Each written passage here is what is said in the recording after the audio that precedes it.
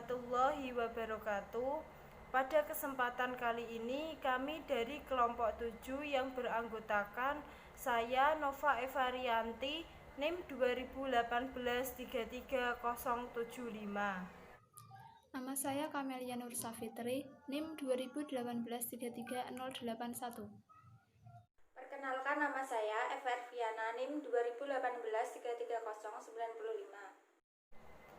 Kami dari kelas 4C Program Studi Pendidikan Guru Sekolah Dasar Fakultas Keguruan dan Ilmu Pendidikan Universitas Muria Kudus akan mempresentasikan tentang manajemen sistem informasi sekolah dan budaya sekolah. Materi ini disusun untuk memenuhi tugas manajemen pembelajaran dan pendidikan yang diampu oleh Ibu Dr. Sri Utaminingsih, MPD. Saya akan menjelaskan mengenai manajemen sistem informasi sekolah.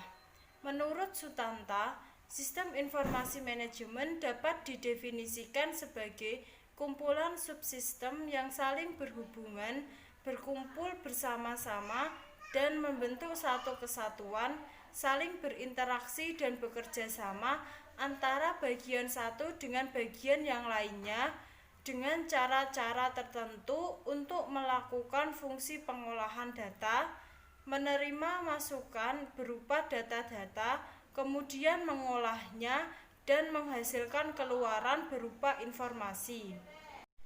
Fungsi sistem informasi sekolah: 1. Meningkatkan aksesibilitas data yang tersaji secara tepat waktu dan akurat. 2. Menjamin tersedianya kualitas dan keterampilan dalam memanfaatkan sistem informasi secara kritis. Yang ketiga, mengembangkan proses perencanaan yang efektif. Yang keempat, mengidentifikasi kebutuhan-kebutuhan akan keterampilan pendukung sistem informasi. Yang kelima, menetapkan investasi yang akan diarahkan pada sistem informasi.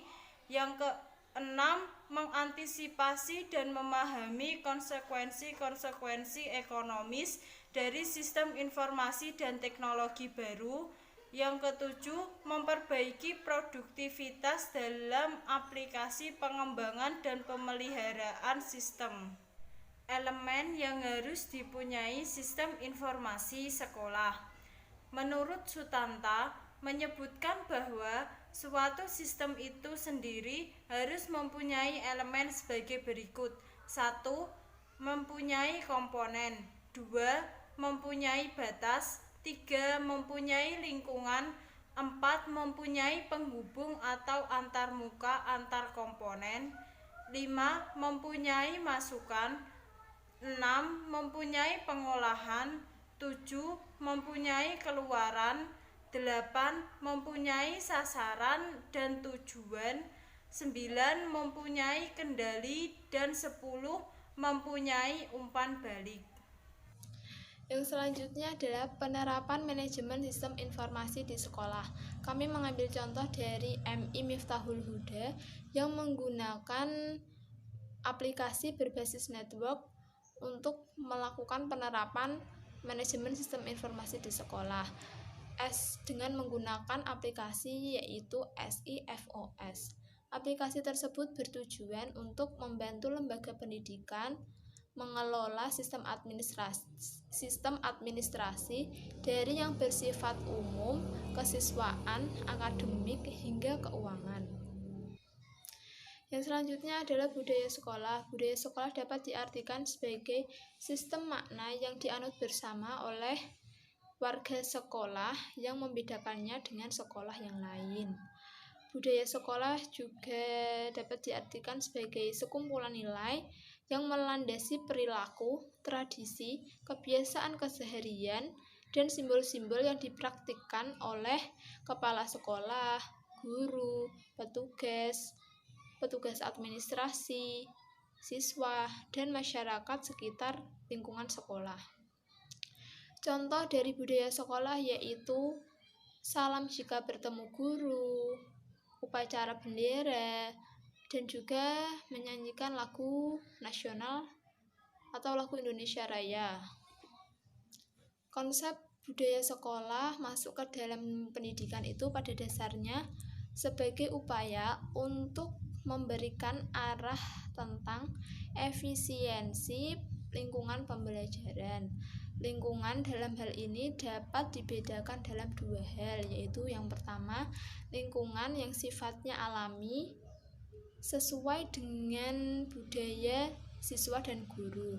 Yang kedua yaitu lingkungan artifisial, merupakan lingkungan yang diciptakan oleh guru dari hasil interaksi antara siswa dengan guru. Di sini saya akan menjelaskan tentang prinsip-prinsip budaya sekolah.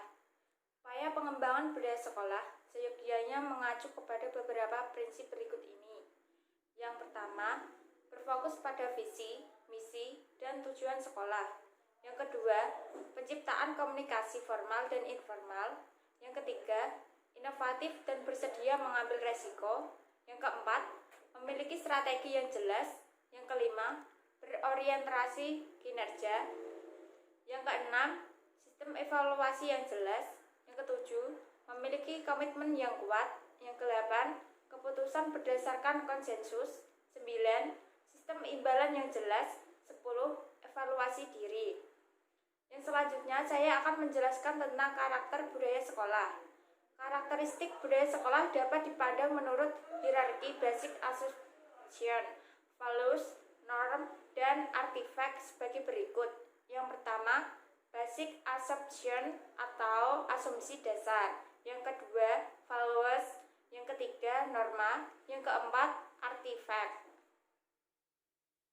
Selanjutnya, saya akan menjelaskan tentang penerapan budaya sekolah.